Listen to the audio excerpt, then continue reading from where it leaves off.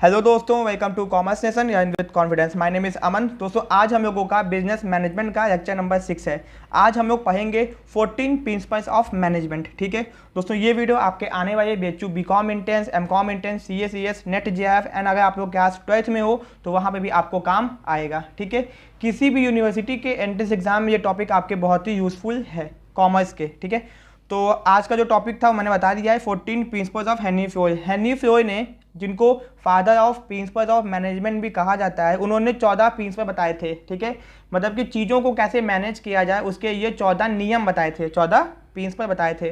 तो उन 14 प्रिंसिपल के नाम आपको याद होने चाहिए। 14 प्रिंसिपल के सबको, पहली बात तो आपको सबका नाम याद होना चाहिए। अगर नाम नहीं याद है तो आपको बहुत दिक्कत हो जाएगी, एग्जाम में क्वेश्चन पूछेगा कि कौन सा प्रिंसिपल है कौन सा नहीं है। ठीक है, तो पहले तो आपको नाम याद होना चाहिए। ठीक है, चलो नाम याद करिए आपने। उस नाम याद करने के बाद आपको वो प्रिंसिपल का मतलब क्या है, वो क्या कहना चाहता है एंड उसके की टाइम को पकड़ना होगा। ठीक है, एग्जाम में क्वेश्चंस को करने के लिए हमको हर एक प्रिंसिपल के की टाइम को पकड़ना होगा। की टाइम नहीं पता होगा तो क्वेश्चन नहीं कर पाएंगे। ठीक है, तो सबसे पहले जो हम लोग का पहला प्रिंसिपल है 14 प्रिंसिपल में से, पहले का नाम है डिवीजन ऑफ वर्क। क्या नाम है? Division of work. ठीक है दोस्तों, ये डिवीजन ऑफ वर्क होता क्या है? ठीक है, पहले मैं आपको थोड़ा सा अपनी लैंग्वेज में समझाता हूँ, फिर जो लिखा हुआ वो बताएंगे। तो दोस्तों इस प्रिंसिपल के हिसाब से होल वर्क, जितना भी बिजनेस के अंदर काम होता है, पूरा काम should be divided into small task. उसको छोटे छोटे पार्ट्स के अंदर डिवाइड करना चाहिए। एंड सारे काम को एक बंदे को देने से अच्छा है कि किसी सबको काम दिया जाए, मतलब सारा काम किसी एक को ना दिया जाए। काम को छोटे छोटे पार्ट में डिवाइड करो एंड सबको सबके क्वालिफिकेशन के हिसाब से एक एक छोटा छोटा काम दो। दोस्तों इसका एग्जांपल आप लोग बैंक में देखते होंगे। बैंक में जितना भी काम होता है उसको छोटे छोटे पार्ट्स के अंदर डिवाइड कर दिया जाता है। उसके बाद हर काम किसी एक को दिया जाता है। कैशियर अलग होता है, पैसा रिसीव करने वाला अलग होता है, लोन डिपार्टमेंट अलग होता है, मतलब सब अलग होता है। तो बैंक अपने सारे काम को छोटे छोटे पार्ट्स के अंदर डिवाइड करता है एंड सबको सबके क्वालिफिकेशन एक्सपीरियंस के हिसाब से उनको काम दे देता है। दोस्तों अब कहोगे कि इससे फ़ायदा क्या है, तो भैया आपने बिजनेस के बहुत सारे काम को आइडेंटिफाई किया, फिर छोटे छोटे पार्ट्स में क्या किया, बांट दिया, फिर सबको सबके क्वालिफिकेशन के हिसाब से काम दे दिया। इससे हुआ क्या, अगर एक बंदा एक काम करेगा तो वो उस काम में क्या हो जाएगा, ध्यान से समझना, वो उस काम में हो जाएगा स्पेशलाइज्ड। ठीक है ना, उसको उस काम में स्पेशलाइजेशन हो जाएगी। बैंक में जो कैशियर होता है पैसा बहुत तेज गिनता है, बिकॉज उसको वही काम दिया गया है, तो उस काम में क्या हो गया, स्पेशलाइजेशन हो गया। तो पहले तो आपको ये याद रखना है कि डिवीजन ऑफ वर्क से एम्प्लॉयज़ के अंदर क्या आ जाता है, स्पेशलाइजेशन आ जाता है। ठीक है ना, तो डिवीजन ऑफ वर्क का मतलब क्या होता है, in division of work manager divide the whole task of a business in a small part and give one part. देखो जहाँ पे जो पार्ट है ना, यहाँ पे जो टास्क है, एक टास्क को हम लोग एक जॉब कहेंगे। सपोज कि सारे काम को हमने छोटे छोटे पार्ट्स के अंदर डिवाइड किया, तो यहाँ पे एक पार्ट, एक टास्क को हम लोग एक जॉब कहेंगे एंड हर एक जॉब को एक बंदे को हम लोग देंगे जो कि उसके क्वालिफिकेशन के हिसाब से होगा। एंड जब वो बंदा वही काम करेगा तो काम में क्या हो जाएगा, स्पेशलाइज्ड हो जाएगा, उसके काम में स्पेशलाइजेशन आ जाएगी, बहुत तगड़े से वो काम करेगा। ठीक है, तो ये तो अपने को समझ में आ गया कि काम में क्या आ जाएगा, स्पेशलाइजेशन आ जाएगा। ठीक है, मैं यहाँ पे लिख भी देता हूँ। ठीक है, आप लोग भी इसको क्या बोलते हैं लिख लोगे, क्योंकि ये बहुत इंपॉर्टेंट की टाइम है। ठीक है, स्पेशलाइजेशन तो आ गया उस काम के अंदर, उसके साथ एक और खास चीज़ होगी। एक और खास चीज़ क्या होगी, उसकी जो एफिशिएंसी होगी वो इम्प्रूव हो जाएगी। उसकी एफिशिएंसी क्या हो जाएगी, इम्प्रूव एफिशिएंसी। ये आपको अपने नोट्स के साथ में अलग से लिखना होगा। तो भैया अगर डिवीजन ऑफ वर्क होता है तो काम के अंदर क्या, एम्प्लॉयज़ के अंदर क्या आ जाती है, स्पेशलाइजेशन और इम्प्रूव एफिशिएंसी। तो ये आपका प्रिंसिपल क्या कहता है, हेनरी फ्लोय ने कहा था कि डिवीजन ऑफ वर्क होना चाहिए बिजनेस के अंदर। बहुत सारे काम जो होते हैं उनको पहले आइडेंटिफाई करो, उसका छोटे छोटे पार्ट्स के अंदर डिवाइड कर दो, हर पार्ट्स को जॉब बोलेंगे एंड हर जॉब को हर एक एम्प्लॉय को दे दो, मतलब अलग अलग एम्प्लॉय को उनके क्वालिफिकेशन के हिसाब से।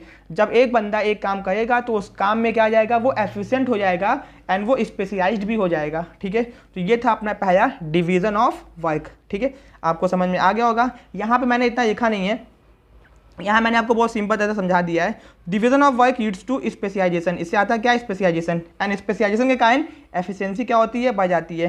एंड एफिशिएंसी बढ़ने के कारण प्रोडक्टिविटी बढ़ जाती है एंड बिजनेस का प्रॉफिटेबिलिटी भी बढ़ जाता है। ठीक है, बट अपने को ये बात समझना होगा कि डिवीजन ऑफ वर्क एक ऐसा प्रिंसिपल होता है जहाँ पे बिजनेस का मैनेजर काम को छोटे छोटे पार्ट्स के अंदर डिवाइड करता है एंड हर पार्ट को कहते हैं जॉब। एंड हर जॉब को एक एक बंदे को दिया जाता है उनके क्वालिफिकेशन के हिसाब से। अब जब एक बंदा एक ही काम करता है तो वो काम में क्या हो जाएगा, स्पेशलाइज्ड एंड उसकी एफिशिएंसी, काम करने की क्षमता भी बढ़ जाएगी। That is known as division of work. पहला प्रिंसिपल हमने बहुत ही अच्छे तरीके से समझ लिया। ये बात भी समझो, अगर मान लो कि बिजनेस के अंदर डिवीजन ऑफ वर्क नहीं होगा, अगर मान लो कि ये प्रिंसिपल नहीं होगा, बिजनेस के अंदर डिवीजन ऑफ वर्क नहीं होगा, तब इसके नहीं होने से क्या दिक्कत हो सकता है? सिंपल सी बात है, लैक ऑफ एफिशिएंसी की कमी हो जाएगी, ठीक है ना, कोई भी स्पेशलाइजेशन नहीं होगा। एंड ये भी हो सकता है कि chances of duplication of work, क्या हो जाएगा, काम जो हो जाएगा यहाँ पे 2 बार हो सकता है, क्या हो जाएगा यहाँ पे, डुप्लीकेशन ऑफ वर्क भी हो सकता है, ठीक है ना, अगर ये प्रिंसिपल नहीं होगा तो, ठीक है। तो हम लोगों ने पहला प्रिंसिपल समझ लिया। अब दूसरे प्रिंसिपल पे आते हैं, क्या नाम है इसका, अथॉरिटी एंड रिस्पॉन्सिबिलिटी, ठीक है। तो अथॉरिटी एंड रिस्पॉन्सिबिलिटी को हम लोग पहले समझते हैं कि ये क्या होता है। दोस्तों अथॉरिटी का मतलब होता है, यहाँ पे आप एक शॉर्टकट में लिख लो, power to take decision, power to take decision. जब आपके पास किसी डिसीजन लेने की ताकत होती है तो उसको कहते हैं अथॉरिटी। तो बिजनेस में सिंपल सी बात है, आपके पास अथॉरिटी तो होनी चाहिए ना, आपको कोई काम दिया गया करने को तो आपके पास डिसीजन लेने की ताकत होनी चाहिए, ठीक है। अगर आपके पास अथॉरिटी है, मतलब डिसीजन लेने की ताकत है, तो आपकी रिस्पॉन्सिबिलिटी अपने आप बन जाती है। बात समझना, अथॉरिटी मतलब power to take decision. Responsibility का क्या मतलब होता है? रिस्पॉन्सिबिलिटी का मतलब होता है ऑब्लिगेशन, ठीक है ना, यहाँ पे वर्ड लिख लो, ऑब्लिगेशन मतलब आपका दायित्व बनता है टू कंप्लीट टास्क, आपको जो काम दिया गया उस काम को करने की आपकी रिस्पॉन्सिबिलिटी बनती है ऑन टाइम। तो दोस्तों यहाँ पे जो की वर्ड है मैंने आपको बता दिया। अथॉरिटी का मतलब होता है पावर टू टेक डिसीजन, अगर आपके हाथ में डिसीजन लेने की ताकत है तो इसका मतलब होता है अथॉरिटी आपके पास है। एंड अथॉरिटी है तो रिस्पॉन्सिबिलिटी अपने आप बन जाएगी। आपको अगर डिसीजन लेने का ताकत दिया गया है तो आपको सिंपल सी बात है उस काम को टाइम पे कंप्लीट करना होगा, आपका दायित्व बनता है इसका, ठीक है ना। तो ये तो समझ में आ गया, ये तो समझ में आ गया कि अथॉरिटी मतलब power to take decision and responsibility मतलब obligation to complete task on time, time पे टास्क को, काम को करना है, ठीक है। इतना समझ में आ गया, ठीक है। अब ये तो आगे देखते हैं। तो इस प्रिंसिपल के हिसाब से दोनों के बीच में बैलेंस होना चाहिए। ऐसा भी नहीं हो कि किसी को अथॉरिटी बहुत ज़्यादा दे दो, रिस्पॉन्सिबिलिटी उसकी बहुत कम है, और ऐसा भी ना हो कि उसकी रिस्पॉन्सिबिलिटी बहुत ज़्यादा है, अथॉरिटी बहुत कम है। तो इन दोनों चीज़ के बीच में क्या होना चाहिए? बैलेंस होना चाहिए, एक बराबर होना चाहिए, ठीक है ना। एक बात को समझना, दोनों चीज़ के बीच में क्या होना चाहिए? एक बराबर चीज़ें होनी चाहिए, ठीक है। तो अब यहाँ पे लिखा गया, इसको हम लोग देखते हैं। Authority must be equal to responsibility, मतलब अथॉरिटी के हिसाब से रिस्पॉन्सिबिलिटी भी होनी चाहिए, ठीक है ना। According to Henri Fayol there should be balance between authority power and responsibility duties, ठीक है। To the right to give order should not be considered without reference to responsibility, आप किसी को ऑर्डर तब तक नहीं दे सकते जब तक आपकी रिस्पॉन्सिबिलिटी नहीं बनती है। If authority is more than responsibility then chances that manager may misuse it, अगर आपके पास अथॉरिटी बहुत ज़्यादा है एंड रिस्पॉन्सिबिलिटी नहीं है तो हो सकता है कि आप उसका गलत इस्तेमाल कर लो, ठीक है। If responsibility is more than authority then he may feel frustrated, तो भैया काम बहुत ज़्यादा है, इतना काम करना है एंड आपके पास ताकत ही नहीं है उतनी कि आप डिसीजन ले सको उसके हिसाब से। तो कहने का क्या मतलब है? कहने का 2 मतलब है। अथॉरिटी मतलब पावर टू टेक डिसीजन, बहुत सही, समझ में आ गया। रिस्पॉन्सिबिलिटी का मतलब है ऑब्लिगेशन, दायित्व बनता है काम को टाइम पे कंप्लीट करने का, ठीक है। तो हेनरी फ्योर के हिसाब से बिजनेस के अंदर अथॉरिटी और रिस्पॉन्सिबिलिटी होनी चाहिए, ठीक है। डिसीजन लेने का ताकत होना चाहिए एंड उस काम को टाइम पे कंप्लीट करने की रिस्पॉन्सिबिलिटी होना चाहिए, ठीक है। ये तो समझ में आ गया। एंड दोनों के बीच में बैलेंस भी होना चाहिए, ऐसा ना हो कि अथॉरिटी ज़्यादा हो किसी के पास रिस्पॉन्सिबिलिटी ज़्यादा हो, दोनों के बीच में बैलेंस होना चाहिए। अथॉरिटी के हिसाब से ही रिस्पॉन्सिबिलिटी भी होनी चाहिए, ठीक है ना। ओके, अपने को समझ में आ गया। और की टाइम को उठा के चलो दोस्तों, ये जो की टाइम है ये आपके लिए बहुत इंपॉर्टेंट है, ठीक है ना। ये की टाइम ही आपके एग्जाम में आपका क्वेश्चंस करवाएगा, ठीक है। ओके, अब आता है अपना तीसरा प्रिंसिपल जिसका नाम है डिसिप्लिन। अब ये डिसिप्लिन क्या होता है, ठीक है ना। डिसिप्लिन नाम सुनते ही हमको ना अपने स्कूल के प्रिंसिपल की याद आ जाती है, ठीक है। वो प्रिंसिपल बहुत डिसिप्लिन में रहते थे, ठीक है। तो डिसिप्लिन का मतलब क्या होता है दोस्तों कि जब follow in the code of conduct rules and regulations, ठीक है ना। मतलब बिजनेस के अंदर जो भी नियम कायदे कानून है उनको फॉलो करना, ठीक है ना। फॉलोइंग कोड ऑफ कंडक्ट, जो भी नियम बनाया गया है, जो भी रूल्स बनाए गए हैं, जो भी रेगुलेशंस बनाए गए हैं एम्प्लॉय के लिए, उसको फॉलो करना, उसके हिसाब से बिजनेस के अंदर काम करना, क्योंकि अगर डिसिप्लिन में काम किया जाएगा तो काम अच्छे से हो पाएगा। सिंपल सी बात है, इसका कोई हार्ड एंड फास्ट यूज नहीं है। अगर आप डिसिप्लिन में काम नहीं करोगे तो आपके ऊपर पेनल्टी भी लगाई जा सकती है। आपने जो कमिटमेंट किया है उसको टाइम पे कंप्लीट करो, ठीक है। तो इसको हम लोग पढ़ते हैं। Discipline means respect for the use and regulation. Business के जो भी नियम बनाए गए उनके प्रति रिस्पेक्ट का मतलब है यहाँ पे उनको मानना, ठीक है ना। डिसिप्लिन में भी सेल्फ डिसिप्लिन भी सकता है, खुद को डिसिप्लिन में रखना, और इट में भी इन्फोर्स डिसिप्लिन। इन्फोर्स मतलब जो आपके ऊपर थोपा जाए। स्कूल में जाते हो तो आपको लाइन में खड़े होना पड़ता है, प्रेयर करनी पड़ती है, सही से बात करना पड़ता है, तो ये हो गया इन्फोर्स डिसिप्लिन। एक होता है सेल्फ डिसिप्लिन, खुद से, जो अपने खुद से होता है भैया, खुद से अच्छे से बात करनी है, खुद से अच्छा बोलना है, ये सब हो गया। तो नो स्लैकिंग और बेंडिंग ऑफ रूल, मतलब कि रूल को, नियम को तोड़ना नहीं है, नियम के हिसाब से काम करना है। नॉट अलाउड इन दी, किसी भी बिजनेस के अंदर ये नहीं कहा जाता भैया आप नियम के खिलाफ काम कीजिए। जो भी बिजनेस के अंदर छोटे मोटे नियम बनाए गए हैं जिससे कि सिस्टमैटिक वर्किंग हो सके बिजनेस के अंदर, उसको मानना, उसको तोड़ना नहीं। The work must be respect the use that run the organisation. देखो जो बिजनेस होता है वो नियमों का संग्रह है, मतलब बहुत सारे नियम से मिलकर बना हुआ है। हर स्कूल का अपना खुद का नियम होता है, ये तो आपको पता ही होगा। जितने भी आप लोग हो यहाँ पे, जितना भी ये वीडियो देख रहे हैं, वो डिफरेंट डिफरेंट स्कूल से पढ़े हो, एंड डिफरेंट डिफरेंट स्कूल के डिफरेंट डिफरेंट नियम होते हैं, ठीक है ना। तो कोई भी स्कूल नहीं चाहता है कि उनका स्टूडेंट उनके नियम को तोड़े, ठीक है। तो वैसे ही कोई भी बिजनेस नहीं चाहता है कि उनका एम्प्लॉय उनके नियम के खिलाफ काम करे। जो भी नियम है उसके हिसाब से काम करे। इससे होगा क्या, काम अच्छे से हो पाएगा, टाइम पे हो पाएगा, प्रोडक्टिविटी बढ़ेगी, ठीक है ना। टू एस्टेब्लिश डिसिप्लिन, ठीक है ना, to establish discipline, good supervision, एक अच्छा डिसिप्लिन बनाने के लिए बिजनेस के अंदर अच्छा सुपरविजन होना चाहिए, एंड इम्पार्शियल जजमेंट, मतलब कि कोई बिना भेदभाव के जजमेंट दे सके, ठीक है ना। तो आपको समझ में आ गया। तो हेनरी फ्योर जी ने क्या बोला, हेनरी फ्योर जी ने बोला, उन्होंने बोला कि बिजनेस के अंदर डिसिप्लिन होना चाहिए, ठीक है। चाहे सुपीरियर हो, चाहे सबऑर्डिनेट हो, चाहे छोटा हो, चाहे बड़ा हो, ठीक है, चाहे ऊपर लेवल का हो, चाहे नीचे लेवल का हो। The discipline use and not be applicable on, केवल सबऑर्डिनेट के ऊपर नियम नहीं होना चाहिए, चाहे वो एम्प्लॉय हो, चाहे वो एम्प्लॉयर हो, दोनों लोगों के ये नियम होना चाहिए, एंड दोनों लोगों को वो नियम को मानना चाहिए, जिससे कि एक अच्छा माहौल बन सके बिजनेस के अंदर, एंड लोग अच्छे से काम कर सकें। तो प्रॉपर डिसिप्लिन, अब ऐसा तो नहीं है ना कि स्कूल में डिसिप्लिन केवल बच्चों के लिए होता है, डिसिप्लिन टीचर्स के लिए भी होता है, डिसिप्लिन प्रिंसिपल के लिए भी होता है, ठीक है ना। तो आपको समझ में आ गया होगा। डिसिप्लिन का मतलब होता है following the code of conduct, rules, regulations of the employment agreement. आप जहाँ पे काम करते हो, जहाँ पे रहते हो, वहाँ के नियम को मान के उसके हिसाब से काम करना, ठीक है। बहुत ही सही, अपने को 30 या प्रिंसिपल भी आ गया। अब आता है यूनिटी ऑफ कमांड। भैया बहुत ज़्यादा कंफ्यूज करता था जब हम क्लास 12 में थे, ठीक है। मेरे को यूनिटी ऑफ कमांड में और डायरेक्शन में बहुत तगड़ा कंफ्यूजन होता था। तो यूनिटी ऑफ कमांड का क्या मतलब होता है दोस्तों? यूनिटी ऑफ कमांड का मतलब होता है अगर एक बिजनेस के अंदर एक से ज़्यादा बॉस हैं। अब मान लो कि आप किसी कंपनी के अंदर काम करते हो, आप लोग किसी कंपनी के अंदर काम करते हो, वहाँ पे 2-3 बॉस हैं, चलो 3 बॉस हैं, एंड उनमें से 2 बॉस ने आपको एक काम दिया है, ठीक है ना। दोनों बॉस ने आपको एक काम दिया है। तो भैया अब 2 बॉस ने काम दिया आपको, ए बॉस ने और बी बॉस ने, आपको 2 लोगों ने काम दे दिया। अब आप किसका काम करोगे, ए बॉस का काम करोगे कि बी बॉस का काम करोगे? चलो ए बॉस का काम किया तो बी बॉस बुरा मान जाएगा, बी बॉस का काम किया तो ए बॉस बुरा मान जाएगा। दोनों का काम कर नहीं सकते क्योंकि टाइम है लिमिटेड। तो ये बहुत दिक्कत थी। और हेनरी फ्योर जी तो भैया अपने चाचा हैं, उन्होंने क्या बोला, उन्होंने बोला बेटा कि देखो एक टाइम पे एक बॉस एक ही एम्प्लॉय को ऑर्डर दे। अगर क्या बोलते हैं, मतलब एम्प्लॉय को एक टाइम पे एक ही बॉस से ऑर्डर मिलना चाहिए। इससे होगा क्या कि वो टाइम पे काम को कर पाएगा एंड बहानाबाजी नहीं करेगा, ठीक है ना। तो भैया अपने हेनरी फ्योर चाचा ने क्या बात बताई है, समझ में आ गया। ये बताया कि employee should receive order from one boss, एक ही बॉस से ऑर्डर मिले, एंड उसी को वो अकाउंटेबल हो, उसी को क्या हो वो जवाब देगा, ठीक है ना। If he receive order from more than one boss, अगर उसको एक से ज़्यादा से ऑर्डर मिलेगा, ही विल गेट कंफ्यूज, वो कंफ्यूज हो जाएगा एंड ये नहीं समझ पाएगा किसका काम करें किसका काम नहीं करें। तो ये जो भैया यहाँ पे है, employ should have only one direct supervisor and employ should receive order from one boss only, ठीक है ना। Receive order from one boss only, याद रखना, इसको लिख लो, receive order from one boss only, ठीक है ना, एट अ टाइम, ठीक है ना। अगर एक से ज़्यादा बॉस से ऑर्डर मिलेगा तो बहानेबाजी करेगा, काम नहीं करेगा, ठीक है ना।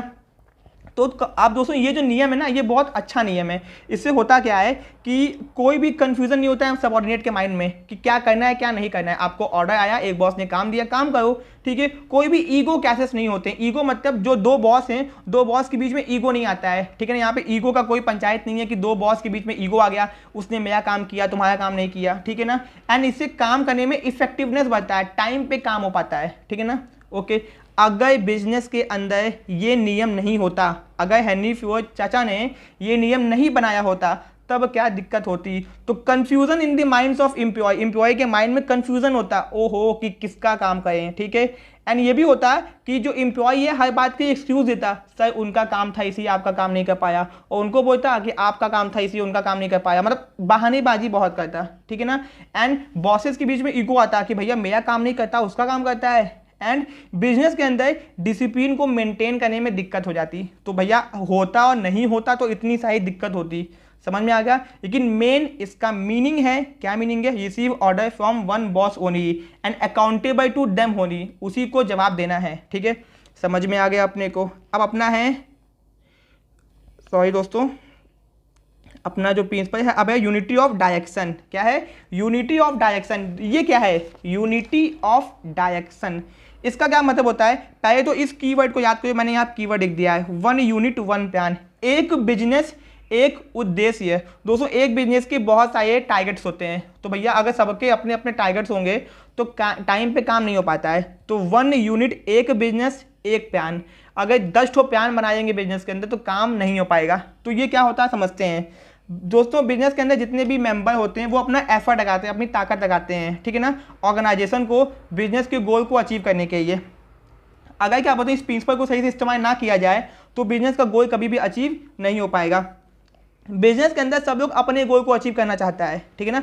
बिजनेस के अंदर सब लोग अपने गोल को अचीव करना चाहता है, बट ऐसा नहीं होना चाहिए। बिजनेस के अंदर एक प्लान होना चाहिए एंड उस प्लान के लिए सबको काम करना चाहिए। मैं आपको थोड़ा सा समझाता हूँ अपनी लैंग्वेज में, ठीक है। तो दोस्तों मान लो अगर बिजनेस के अंदर 5 डिपार्टमेंट हैं, पांचों डिपार्टमेंट के अपने छोटे छोटे प्लान होंगे, ठीक है। लेकिन वो जो पांचों डिपार्टमेंट के प्लान होंगे एक्चुअली में उनके ऊपर भी एक प्लान होगा जो होगा बिजनेस का प्लान। तो वो पांचों प्लान ऐसे बनाने होंगे जिससे बिजनेस का प्लान अचीव हो जाए, ठीक है ना। तो यूनिटी ऑफ डायरेक्शन, अपना जो बिजनेस है वो एक ही दिशा में भागना चाहिए। 10 दिशा में भागेगा तो वो काम नहीं कर पाएगा, ठीक है ना। सपोज ट्रेन जो है वो एक ही डायरेक्शन में जाती है ना, वैसे बिजनेस जो होता है वो एक डायरेक्शन में चलता है, 10 डायरेक्शन में नहीं भागता है। उसको पता है कि उसको करना क्या है, उसके जो प्लान्स होते हैं वो एक दिशा में काम करते हैं, ठीक है ना।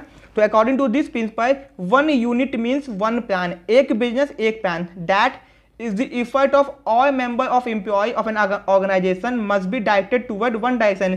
बिजनेस के जितने भी मेंबर हैं, जितने भी एम्प्लॉय हैं, उनका जो ताकत है, जो मेहनत है वो एक दिशा में लगनी चाहिए, जिससे कि जो बिजनेस का कॉमन गोल है वो अचीव हो जाएगा। तो भैया हेनरी फोर्ड जी ने बहुत अच्छी बात बताई है कि बिजनेस का एक लक्ष्य होना चाहिए एंड उस लक्ष्य को अचीव करने के लिए सब लोग अपना मेहनत लगाएंगे तो अचीव हो जाएगा, ठीक है। समझ में आ गया अपने को। ये जो कीवर्ड है इस कीवर्ड को याद कर लेना, इंपॉर्टेंट है। ये कीवर्ड से आपका क्वेश्चन सॉल्व हो जाएगा। अब है अपना नेक्स्ट प्रिंसिपल जिसका नाम है subordination of individual interest to general interest. मतलब subordination of individual interest to general interest, इसका क्या मतलब है दोस्तों। कहने का मतलब है बिजनेस के अंदर जब भी कोई काम करने जाता है तो उसका खुद का अपना मतलब होता है। सपोज कि आप किसी कंपनी में काम करने गए तो आपका मतलब ये है कि आपको कार खरीदनी है, किसी को शादी करनी है, किसी को फॉरेन टूर जाना है, सबका अपना मतलब है, ठीक है ना। अब लेकिन बिजनेस का क्या मतलब है, बिजनेस चाहता है कि फ्यूचर में और प्रॉफिट कमाए, सामान और बेचे। तो बिजनेस चाहता है कि बिजनेस का गोल अचीव हो, आप चाहते हो कि आपका गोल अचीव हो। तो भैया अब दिक्कत क्या है, तो बिजनेस के जो मैनेजर्स हैं वो ऐसा कुछ काम करेंगे जिस काम की मदद से आपका जो इंटरेस्ट है वो बिजनेस के इंटरेस्ट में कन्वर्ट हो जाए। क्योंकि एक बात तो समझियो, जिस भी कंपनी में आप काम करते हो अगर उसका गोल अचीव नहीं होगा तो आपका जो गोल है वो कभी भी अचीव होने नहीं वाला है, ठीक है ना। बात समझे। तो इस प्रिंसिपल के हिसाब से जो बिजनेस का गोल है वो सुपरसीड करना चाहिए। सुपरसीड मतलब पहले आना चाहिए एम्प्लॉय के गोल से, क्योंकि बिजनेस का गोल अगर अचीव नहीं होगा तो कभी भी एम्प्लॉय का जो इंडिविजुअल गोल है, जो इंटरेस्ट है, जो मतलब है वो अचीव नहीं होगा। तो इस प्रिंसिपल में कहना क्या चाहता है, तो according to this principle the interest of an organisation, business का जो इंटरेस्ट है, जो मतलब है, जो एम है, जो गोल है, must supersede the interest of individual of the employee. Business के अंदर जो भी एम्प्लॉय है उनके इंटरेस्ट से ऊपर होना चाहिए। इन द ऑर्गेनाइजेशन और the employee are working with the same objective, सब लोग कुछ ना किसी ऑब्जेक्टिव से काम करता है। तो there is always an objective of organisation, तो बिजनेस का जो ऑब्जेक्टिव भी होता है, तो सिंपल सी बात है सब लोग अपने ऑब्जेक्टिव को अचीव करने के काम करेंगे। तो बिजनेस का ऑब्जेक्टिव कहाँ गया, उसको ढूंढो मतलब कि यहाँ पे ये है कि बिजनेस के ऑब्जेक्टिव को पहले रखो, अपने ऑब्जेक्टिव को बाद में रखो, ठीक है ना। तो यहाँ पे क्या लिखा हुआ देख लेते हैं, team with the same objective should be working under the direction of one manager using one plan, this will ensure that action is properly coordinated. तो यहाँ पे लिखा गया बट प्रॉपर मीनिंग नहीं आ पाई है। प्रॉपर मीनिंग का मतलब है कि बिजनेस का जो भी इंडिविजुअल का इंटरेस्ट है उसको सबऑर्डिनेट कर दो, मतलब कि बिजनेस के इंटरेस्ट को ऊपर रखा जाए एंड सबऑर्डिनेट के इंटरेस्ट को नीचे रखा जाए, ठीक है ना। एंड उनको ये बताया जाए कि you have to achieve the business interest and work for the business interest, तभी आपका इंटरेस्ट काम हो पाएगा, आपका गोल अचीव हो पाएगा, ठीक है ना। ये दोस्तों ये लॉजिकल बात का, ये सिंपल सी बात है। किसी कंपनी में काम करते हो, कार खरीदनी है, तो कंपनी को जब तक फायदा नहीं होगा आपको फायदा नहीं होगा, ठीक है ना।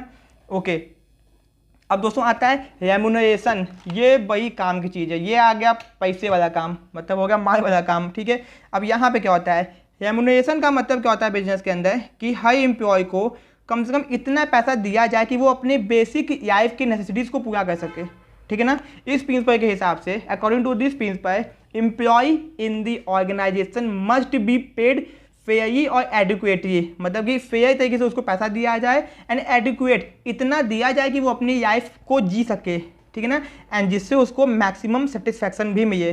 तो ठीक है, यहाँ पे कुछ बातें हैं, ठीक है, फेयर, एडिक्वेट एंड उसको क्या होना चाहिए, मैक्सिमम सेटिस्फैक्शन मिलना चाहिए उसके पैसे से, ठीक है ना। तो इस बात को ध्यान रखना, ठीक है। The employee should be paid fair wages, जो भी उसको वेजेस दिया जाए, सैलरी दिया जाए, would give at is reasonable standard of living, जिससे कि वो कम से कम एक बेसिक स्टैंडर्ड ऑफ लिविंग की लाइफ जी सके, ठीक है ना। एट द सेम टाइम इस बात का भी ध्यान रखना चाहिए कि भैया आपकी जो कंपनी है वो उतना पैसा दे सकती है कि नहीं। अब ऐसा भी नहीं है कि किसी को आप रखने के लिए आपने क्या बोलते हैं अपने जेब से पैसा दे रहे हो, ऐसा भी नहीं है। तो कंपनी को, बिजनेस को अपने कैपेसिटी को देखते हुए कम से कम इतना पैसा देना चाहिए अपने एम्प्लॉयज़ को फेयर तरीके से कि वो अपने बेसिक लाइफ को, नेसेसिटीज़ को पूरा कर सकें, ठीक है। एंड वो फेयर हो, एडिक्वेट हो एंड जिससे उनको मैक्सिमम सेटिस्फैक्शन भी मिलता हो, ठीक है ना। तो यहाँ पे देखते हैं, employee satisfaction depend upon the fair remuneration for everyone, this include financial and non financial compensation. तो जो भी उनको फाइनेंशियल मतलब पैसे के टाइम में दिया जाए सैलरी और वेजेस, एंड नॉन फाइनेंशियल जैसे कि परक्विजिट हो गया, कार बेनिफिट हो गया, घर का फैसिलिटी हो गया, मील फैसिलिटी हो गया, तो ये सब भी उनको इतना दिया जाए कि वो अपनी बेसिक नेसेसिटीज़ को पूरा कर सकें और उनको मैक्सिमम सेटिस्फैक्शन भी मिले। तो किसी के साथ भेदभाव नहीं करना चाहिए, किसी को कम किसी को ज़्यादा, ऐसा नहीं करना चाहिए, ठीक है ना। ओके, अब दोस्तों आता है सेंट्रलाइजेशन एंड डिसेंट्रलाइजेशन, ये दोनों वर्ड यहाँ पे होना चाहिए, कोई बात नहीं, ये तो हम लोग करेंगे सेंट्रलाइजेशन एंड डिसेंट्रलाइजेशन, ठीक है ना, क्योंकि ये आपके बाद में भी आएगा। दोस्तों सेंट्रलाइजेशन का मतलब क्या होता है, सेंट्रलाइजेशन का मतलब होता है जब बिजनेस, पहले हम समझेंगे सेंट्रलाइजेशन, जब बिजनेस के अंदर डिसीजन मेकिंग पावर किसके हाथ में होती है, डिसीजन मेकिंग पावर होती है टॉप लेवल के हाथ में। डिसीजन मेकिंग पावर किसके हाथ में होती है, टॉप लेवल के हाथ में होती है, तब उसको कहते हैं बिजनेस के अंदर क्या है, सेंट्रलाइजेशन है। एंड जब बिजनेस के अंदर डिसीजन लेने की ताकत किसके हाथ में होती है, सबके पास होती है, तीनों लेवल के पास होती है उनके अथॉरिटी के हिसाब से। तो यहाँ पे ध्यान देना, सेंट्रलाइजेशन मतलब power of decision making in the hands of top level. इसके आगे एक वर्ड लिख लो, ठीक है ना, concentration, concentration of decision making in the top level. ये जो वर्ड याद रखना, कंसंट्रेशन मतलब पूरी पावर इकट्ठा है कहाँ पे, टॉप लेवल के हाथ में। तो बिजनेस के अंदर क्या है, सेंट्रलाइजेशन है। अब एक बात बताओ, आप चाहते हो कि आपका बिजनेस के ऊपर कंट्रोल बनाया है, तो आप बिजनेस में क्या रखोगे, सेंट्रलाइजेशन रखोगे, क्योंकि सारा डिसीजन मेकिंग पावर कहाँ पे होगा, टॉप लेवल के हाथ में होगा, और आप कहाँ पे हो, टॉप लेवल पे हो। अगर अब डिसेंट्रलाइजेशन का मतलब क्या होता है, यहाँ पे रख लो, डिसीजन मेकिंग पावर बांटा गया है डिफरेंट लेवल पे उनके अथॉरिटी के हिसाब से। तो यहाँ पे देख लो, disposal of decision making powers in the every level according to the authority, मतलब अथॉरिटी के हिसाब से उनको डिसीजन लेने की ताकत दी गई है। तो बिजनेस के अंदर क्या है, डिसेंट्रलाइजेशन। एक बात का याद रखना, जब बिजनेस का साइज छोटा होता है तब बिजनेस के अंदर सेंट्रलाइजेशन होता है। जब बिजनेस का साइज बहुत बड़ा होता है तो ये पॉसिबल नहीं है कि कोई एक बंदा बिजनेस को चला पाए, तो बिजनेस के अंदर क्या होता है, डिसेंट्रलाइजेशन होता है। ठीक है, नोट डाउन कर लो, पावर मेकिंग ऑफ डिसीजन, ठीक है ना, power of decision making in the hands of top level या फिर concentration of decision in the top level is known as centralization. And disposal, decision making power जब वो despise होती है, बिखरी हुई होती है सबके पास में उनके अथॉरिटी के हिसाब से, तब क्या होता है बिजनेस के अंदर डिसेंट्रलाइजेशन। तो हेनरी फियो जी ने कहा था, जो अपने चाचा हैं उन्होंने कहा था कि भैया अगर बिजनेस का साइज छोटा है तो बिजनेस के अंदर सेंट्रलाइजेशन रखो, एंड बिजनेस का साइज अगर बहुत बड़ा है तो कोई एक बंदा बिजनेस को कंट्रोल नहीं कर सकता है, तब क्या रखो बिजनेस के अंदर, तब होना चाहिए डिसेंट्रलाइजेशन। सबको डिसीजन लेने की ताकत दे दो उनके अथॉरिटी के हिसाब से, एंड अगर डिसीजन देने की ताकत दिया गया है तो उनकी अकाउंटेबिलिटी अपने आप बन जाती है, रिस्पॉन्सिबिलिटी भी। ठीक है, ओके। अब दोस्तों ये खतरनाक चीज़ है, क्या गया अपना स्केयर चेन। स्केयर चेन दोस्तों ये जो है ना बहुत बार बच्चों को कंफ्यूज कर देता है, बहुत बार बच्चों को ये कंफ्यूज कर देता है। इसका नाम है principles of square chain, principles of square chain इसको भी कहते हैं। दोस्तों ये क्या कहता है, स्केयर चेन कहता क्या है, ठीक है, square chain means line of authority, इसका दूसरा नाम है, पहले तो इसको याद कर लो, लाइन ऑफ अथॉरिटी। ठीक है ना, ओके, समझ में आ गया, ये भी समझ में आ गया। लाइन ऑफ अथॉरिटी कहते हैं ऑफ लाइन ऑफ अथॉरिटी और chain of superior from highest to lower rank, chain of superior from highest to lowest rank. इसमें होता क्या है, फियो ने बोला कि दोस्तों एक बात समझो, यहाँ पे एक मैं चार्ट बनाता हूँ, ठीक है, ये देखो, ठीक है। अब एकदम टॉप पे कौन है, अपने बैठे हैं ए, ठीक है ना, यहाँ पे बी है, यहाँ पे सी है, ठीक है, यहाँ पे डी है, यहाँ पे ई है, ठीक है ना, समझ में आ गया आपको। ये जो ए है ना ये टॉप पे है, ध्यान रखना ये टॉप पे है, ठीक है, ओके। अब दोस्तों यहाँ पे अगर स्केयर चेन कहता है अगर सी को, किसको, सी को बात करना है ई से, तो पहले वो जाएगा बी के पास, फिर ए के पास, फिर डी के पास, फिर ई के पास। तो जब भी किसी को कम्युनिकेट करना होता है बिजनेस के अंदर तो प्रॉपर चेन फॉलो करनी होती है, जो चेन बनाई गई है, एंड उस चेन के थ्रू इन्फॉर्मेशन को फ्लो करवाना चाहिए। ठीक है ना, बात समझना, मैंने आपको बता दिया, फियो ने बोला कि this chain must be followed strictly, ठीक है ना, in the organisation. Every information, जो भी इन्फॉर्मेशन होगी must pass through every key of this chain, इस चेन के थ्रू ही जाएगी। मतलब कि अगर सी को बात करना है ई से तो डायरेक्टली बात नहीं कर सकता, उसको ये चेन फॉलो करना होगा। ठीक है ना, no skipping of any of the key is should be allowed, कोई भी इसको स्किप नहीं कर सकता है। ठीक है ना, तो ये था square chain and line of authority जिसको कहते हैं। ठीक है ना, ये तो समझ में आ गया। एक बात और याद रखना, एक और वर्ड आता है यहाँ पे, उस वर्ड का नाम क्या है हम लोग देखते हैं, उस वर्ड का नाम है, ठीक है, यहाँ पे मैं लिख देता हूँ, गैंग प्लैंक। अब ये गैंग प्लैंक क्या है, ये भी एक टेक्निक बताया था, हेनरी फियो ने कहा था, देखो इतने कठोर भी नहीं है वो, उन्होंने कहा था भैया अगर बाई चांस इस सी को डी से बात करनी है तो उसको बी के पास जाना पड़ता, ए के पास जाना पड़ता, तो वो डायरेक्ट भी बात कर सकता अगर कोई इमरजेंसी वाला काम है तो। ठीक है ना, अगर कोई इमरजेंसी वाला काम है तो ऐसा नहीं है कि उसको वेट करना पड़ेगा बी ए फिर यहाँ पे जाएगा पूरा, ऐसा कुछ भी नहीं है। वो क्या कर सकता है, इस चेन को तोड़ के शॉर्टकट तरीके से बात कर सकता है। इसी को हम लोग कहते हैं gang plank. Gang plank permit करता है communication between the employee working in a different position without following the scalar chain. बिना स्केयर चेन को फॉलो किए कम्युनिकेशन पॉसिबल होता है गैंग प्लैंक की मदद से। ठीक है ना, ये भी हेनरी फियो जी ने बताया था, समझ में आ गया। तो भैया इसके अंदर दो बातें बताई गई हैं, स्केयर चेन जिसका दूसरा नाम है प्रिंसिपल्स ऑफ स्केयर चेन, तीसरा नाम है लाइन ऑफ अथॉरिटी, जिसमें ये बताया गया था कि कोई भी इंफॉर्मेशन अगर भैया भेजनी है, बतानी है, तो एक चेन होती है उसको फॉलो करना पड़ता है। ठीक है ना, आपने ये देखा भी होगा, आप लोग जब स्कूल में बैठे होते होगे, जब मैथमेटिक्स का पीरियड आता होगा आपके क्लास में, जब आप लोग 10th में होगे, 9th में होगे, तो क्या बोलते हैं बहुत बच्चे बोर हो जाते हैं। जैसे मेरे तरह जो बच्चे होते थे वो क्या होते थे क्लास में, सोचते थे कि कब खत्म होगा पीरियड। स्कूल में तभी टीचर्स के पास आपका प्यून आता था एंड उनको ये दिखाता नोटिस, क्या दिखाता था उनको, नोटिस दिखाता था। मतलब कि स्कूल के प्रिंसिपल ने नोटिस निकाली कि कल छुट्टी है या फिर कई बच्चों का हाफ डे है, तो वो नोटिस पहले जाएगी प्रिंसिपल के पास से नीचे मैनेजर के पास, फिर वाइस मैनेजर के पास, वाइस चांसलर, प्रेसिडेंट जो भी होंगे, फिर नीचे होते हुए बाकी टीचर्स के पास में आएगी। ठीक है ना, अब दोस्तों हुआ क्या, मतलब कि एक चेन होता है ना, उस चेन के थ्रू इन्फॉर्मेशन फ्लो होकर आई है। अब ऐसा नहीं है ना कि प्रिंसिपल कहेगा वो देखो मेरा खास टीचर मेरा दोस्त है उसको इन्फॉर्मेशन दे के आओ, मतलब इन्फॉर्मेशन पहुंचाने के लिए उस चेन को फॉलो करना जरूरी होता है। ठीक है, लेकिन ये भी बताई गई है अब मान लो कि अब क्या बोलते हैं, अगर कोई प्रिंसिपल को फ़ोन आया कि आपके स्कूल में सर एक टीचर काम करते हैं, उनकी वाइफ की तबीयत खराब है, वो हॉस्पिटल में एडमिट है, उनको इन्फॉर्म कर दीजिए। तब आप ऐसा नहीं है ना, तब आप नोटिस निकालोगी, वो सबके पास जाएगी, ऐसा नहीं, तब आप सीधे उनको फ़ोन करोगे टीचर को, या फिर जाओगे उनके पास। मतलब कि यहाँ पे स्केयर चेन फॉलो नहीं हुआ, ठीक है ना।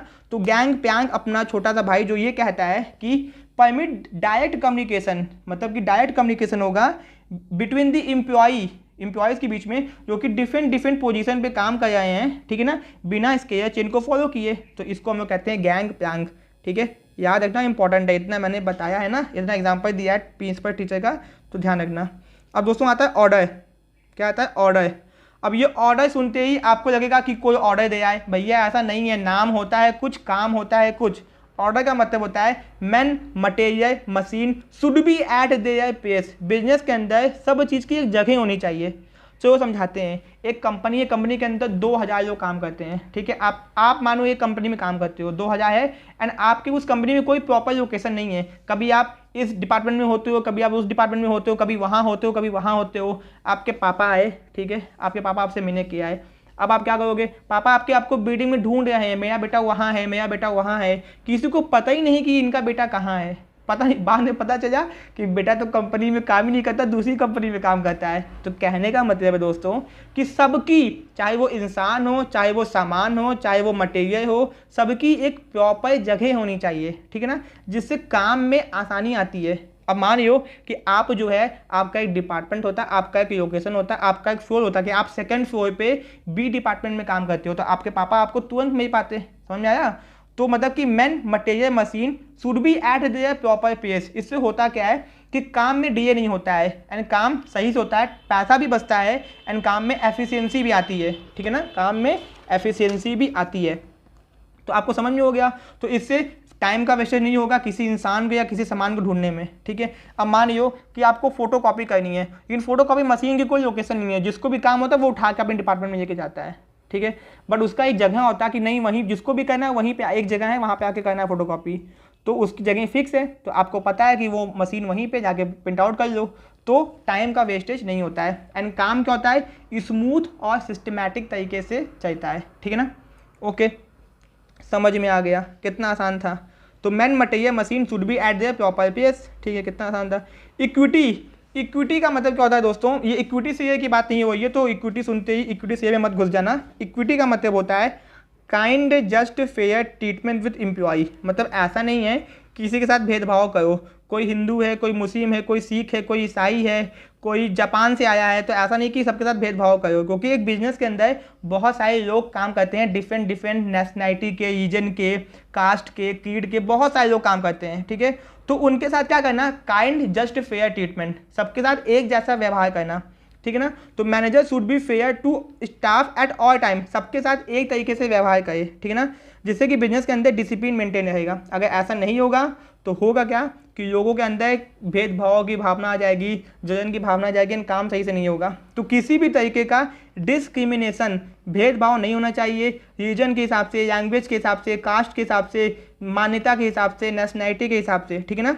तो काइंड जस्ट फेयर ट्रीटमेंट, चाहे कोई कैसा भी हो, ठीक है, चाहे कोई हिंदू हो, चाहे कोई मुस्लिम हो, चाहे कोई सिख हो, चाहे कोई ईसाई हो, चाहे कोई काला हो, चाहे कोई गोरा हो, चाहे कोई नाटा हो, चाहे कोई पतला हो, चाहे जैसा भी हो, सबके साथ एक जैसा व्यवहार करना चाहिए, ठीक है ना। इससे बिजनेस में होता क्या है कि एम्प्लॉय सेटिस्फाइड रहते हैं, उनको क्या बोलते हैं, मन मुटाव नहीं आता बीच में उनके, ठीक है ना, एंड उनका जो आत्मविश्वास होता है वो बूस्टअप रहता है, एंड वो अच्छे से काम करते हैं, क्योंकि उनको लगता है कि उनकी जो भी चीज़ें हैं उनका कोई मजाक नहीं बनाया, एंड उनके साथ सही तरीके से व्यवहार किया जा रहा है, ठीक है। तो समझ में आपको आ गया, ठीक है। अब आते हैं stability of tenure of personnel. दोस्तों कहने का क्या मतलब है, इसका क्या मतलब है, stability of the tenure of personnel. Business के अंदर अब मानो कोई काम कराया है, आपने उसका ट्रांसफ़र कर दिया, क्या कर दिया, ट्रांसफ़र कर दिया, ठीक है ना। उसका क्या बोलते हैं, आपने उसको टर्मिनेट, निकाल दिया नौकरी से, बेचारा टेंशन में आ गया, अभी नौकरी पाया था, 6 महीना हुआ था, आपने उसको निकाल दिया, ठीक है, नोटिस दिया, कहा जाओ। तो कहने का मतलब है कि it refer to no frequent termination, termination तुरंत नहीं होना चाहिए, ट्रांसफ़र तुरंत नहीं होना चाहिए, ठीक है ना। बात समझो, it refer to no frequent मतलब तुरंत तुरंत ना किसी का ट्रांसफर करो ना किसी का टर्मिनेशन करो, ठीक है। According to this principle management must provide the feeling of job security. Management आपने एम्प्लॉय को विश्वास दिया है कि भैया उनकी जॉब की क्या है, सिक्योरिटी है। क्या है? जॉब की सिक्योरिटी है, ठीक है ना। अगर उनकी जॉब की सिक्योरिटी रहेगी तो वो मन से काम कर पाएंगे एंड मोटिवेटेड होकर काम करेंगे। उनके मन में डर होगा कि भैया कंपनी हमको ट्रांसफ़र कर देगी, कंपनी हमको टर्मिनेट कर देगी, कंपनी नौकरी से निकाल देगी, तो मन से काम नहीं कर पाएंगे वो लोग। तो stability of tenure of personal, employee के मन में ये आत्मविश्वास जगाना कि आपके जॉब की सिक्योरिटी है, आपको फ्रिक्वेंट ट्रांसफर, फ्रिक्वेंट टर्मिनेशन ये सब नहीं किया जाएगा। तो इससे एम्प्लॉय बिना किसी टेंशन के, बिना किसी दिक्कत के मन से काम करेगा, ठीक है ना। इससे एम्प्लॉय की एफिशिएंसी बढ़ेगी एंड कंपनी का खुद का टाइम बचेगा, ठीक है ना। ओके, तो ये भी समझ में आ गया। अब आता है इनिशिएटिव। अब क्या आता है? इनिशिएटिव, ठीक है। इनिशिएटिव का मतलब क्या होता है दोस्तों? इनिशिएटिव का मतलब होता है taking the first step with self motivation. मतलब आगे अब मान लो कि स्कूल के अंदर, मैं आपको एग्जांपल देता हूँ, स्कूल के अंदर कोई टीचर आती है, कहती है देखो बेटा ये प्रोग्राम होने वाला है, जिसको जिसको पार्टिसिपेट करना है वो आगे आके बताए किसको किसको पार्टिसिपेट करना है, आगे आके आइडिया दे, सजेशन दे कि कैसे किया जाए। तो कुछ बच्चे क्या किए उस प्रोग्राम में आगे आके अपना सजेशन दिए कि टीचर ऐसे होना चाहिए, वैसे होना चाहिए, ठीक है। तो उन्होंने क्या किया, अपना इनिशिएटिव दिखाया, आगे बढ़ चल के हिस्सा लिया, ठीक है ना। तो बात समझना, initiative refer to taking the first step, एक कदम उठाना सेल्फ मोटिवेशन के साथ में, आत्मविश्वास के साथ में। फिर ने बोला employee in the organisation, business के अंदर फिर ने क्या कहा कि बिजनेस के अंदर एम्प्लॉय को एक अपॉर्चुनिटी देनी चाहिए कि वो क्या कर सके, आगे बढ़ चल के हिस्सा ले सके जब भी बिजनेस के अंदर कोई काम हो रहा हो। सपोज कि बिजनेस के अंदर कोई प्लान बन रहा है तो एम्प्लॉयज़ को अपने इनिशिएटिव दो, अपॉर्चुनिटी दो कि भैया वो आगे आएँ, एक कदम उठाएं मोटिवेशन के साथ में एंड अपना बढ़ चढ़ के हिस्सा लें एंड अपना सजेशंस दें, ठीक है ना। इससे होता क्या है, एम्प्लॉय को इमेंस सेटिस्फैक्शन मिलता है, मतलब बहुत ज़्यादा सेटिस्फैक्शन मिलता है। सोचते हैं कि कंपनी को हमने सजेशन दिया है, वाह अब कंपनी हम चला रहे हैं, ठीक है। तो कहने का मतलब है कि इससे एम्प्लॉय को इमेंस सेटिस्फैक्शन मिलता है एंड मैनेजर उनके सजेशंस को वेलकम करता है, ठीक है ना, प्लान को बनाने से पहले। क्योंकि जितने ज़्यादा लोग होंगे, जितने ज़्यादा लोगों का माइंड होगा, उतने ज़्यादा टाइप्स के प्लान होंगे, सजेशंस होगा एंड इससे एक अच्छा प्लान बन सकेगा, ठीक है ना। तो इनिशिएटिव का मतलब क्या होता है, employ should be given necessary level of freedom, कि जिससे वो खुद के भी प्लान बना सके एंड कोई प्लान बन रहा है तो उसमें आगे बढ़ चल के हिस्सा ले सके सेल्फ मोटिवेशन के साथ में, ठीक है ना। इससे होता क्या है कि एम्प्लॉय के अंदर बिलोंगिंगनेस बढ़ती है, कंपनी के प्रति एक क्या बोलते हैं अपनापन बढ़ता है, ठीक है ना। एंड एम्प्लॉय अपने टारगेट को टाइम पर अचीव कर पाता है क्योंकि वो सब कुछ अच्छे से बातचीत करके काम करता है, ठीक है। अब अपना आ गया आखिरी पॉइंट, क्या आ गया अपना आखिरी पॉइंट, ये क्या है, Spirit the corps, Spirit the corps.